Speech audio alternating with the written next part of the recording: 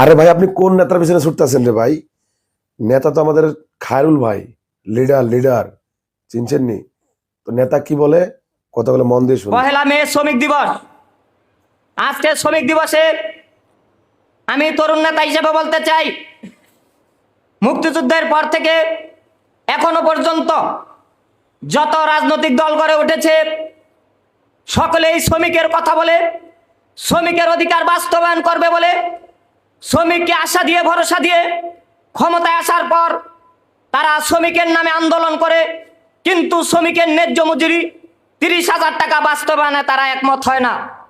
আমি বলতে চাই, বাংলাদেশের জাতীয়তাবাদী দল বিএনপি, এনসিপি, জামাত, নাগরিক ঐক্য সহ এমনকি গণ অধিকার পরিষদ সহ এনসিপি সহ সকল রাজনৈতিক দলকে বলতে চাই, আপনারা এতই যদি শ্রমিকের অধিকার আদায়ে ঐক্যবদ্ধ থাকেন, তবে কেন আজকে আপনারা বলেছিলেন তোমরা রক্ত দাও, তোমরা শহীদ হও, আমরা শ্রমিকের মজুরি 35,000 টাকা ক্ষমতায় বসার পরেই বাস্তবায়ন করে দেব।